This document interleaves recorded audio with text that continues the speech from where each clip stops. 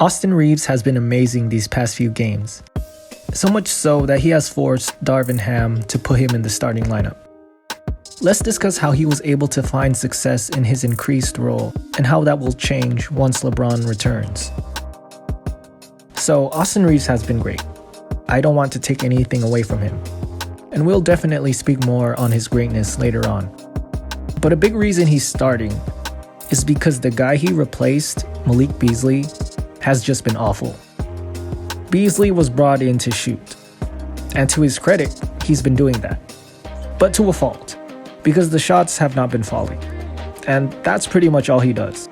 So if he's not making his shots, then he's not really helping your team in any other way.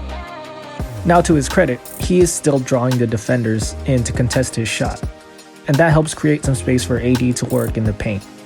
But if he continues missing, the opponents are eventually going to sag off until he proves that he can hit the shot. And if they do close out on him, when he's forced to put the ball on the floor, bad things happen. He doesn't make the best decisions. It either leads to a turnover or a missed contested shot at the rim.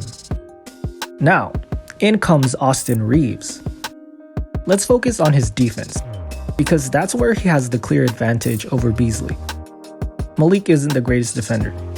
He's a bit undersized, so bigger and quicker guards can take advantage of that. D'Angelo Russell, the other starting guard, is also not a great defender, although he does have some size. So that leaves your backcourt defense lacking. Now they actually haven't been that bad, but not that bad isn't going to cut it if you have championship aspirations. But to their credit, the Lakers have had the best defensive rating since the trade deadline, even with those two starting most of the games. But that's mostly due to having a defensive front court of Anthony Davis and Jared Vanderbilt. So putting in Austin Reaves really helps out the backcourt defense. He's quick enough to stay in front of most players. He has good NBA size for a guard, so he can defend most guards in the league. Remember, early on in the season, Darvin Ham had him guarding a lot of wings. He had him playing at the 3 a lot of the time. It didn't work out that great, but it shows that he can at least do it in spurts. And he's just a smart player.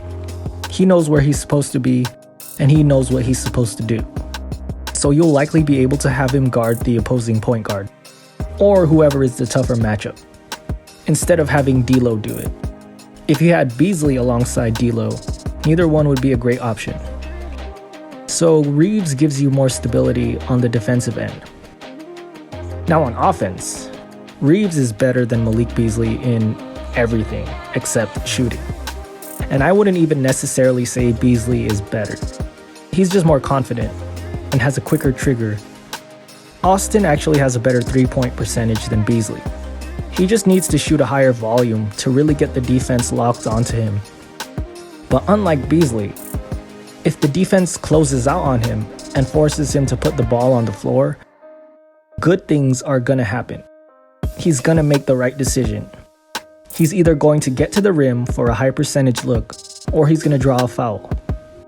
And he's not just good at drawing fouls. He's elite. When you look at the numbers, he's right up there with all the all-stars when it comes to drawing fouls and getting to the line. Now, there's nothing for him in the paint. He has a mid-range game that he can turn to. He has the pull-up. He has the floater. If the defense doesn't give him a shot, he'll make the right pass to the open man. And he's been great as a primary ball handler, initiating the offense. He's getting a ton of assists, setting up his teammates for easy looks. Good things happen when Austin Reaves has the ball. Now when LeBron returns, his role will certainly diminish, and I can see an argument for him going to the bench. He's not going to have the ball in his hands as much. LeBron is. So his playmaking isn't going to be as useful. And if you feel like you're lacking playmaking from the bench, Reeves can help out with that. And as far as spacing, Malik Beasley is going to be the better option because he's a volume 3-point shooter. Plus, with LeBron and AD drawing in the defense, Beasley is going to get much better looks. But if your starting 5 is just your best 5 players, clearly Reeves has to be in it. Honestly, I'm not too worried about the playmaking in the second unit. Dennis Schroeder is a score-first guard, but he's still able to facilitate at an adequate level. Plus his ability to get to the paint and draw in the defense helps his teammates get good looks. And you got Hachimura, who can create shots for himself. If you still feel that's not enough, you can always stagger minutes and have one of either LeBron, Reeves, or D'Lo play with the second unit to help with the playmaking. And that's another thing. If you have LeBron, D'Lo, and Reeves on the floor at the same time, that's 3 players you're comfortable having the ball in their hands. Sure, there's some redundancy, but that's not always a bad thing. They can all pass, shoot, drive, make the right decisions. So if the defense forces the ball out of LeBron's hands, you have the options of D'Lo and Reeves that can still initiate the offense, create for themselves, or even help LeBron get a good look. Oh yeah, there's also a guy named Anthony Davis that can do some damage. D'Angelo, Reeves, LeBron, Vanderbilt, AD. This is really the Lakers' best lineup. At the end of the day, who starts is not as important as who finishes. And I believe Reeves will find himself finishing games more often than not. Austin Reaves was an absolute steal for the Lakers, going undrafted. He's shown a lot of improvement from his rookie season, and even in just the span of a few games, he's only going to get better. And I believe he'll be a big part of the Lakers' future.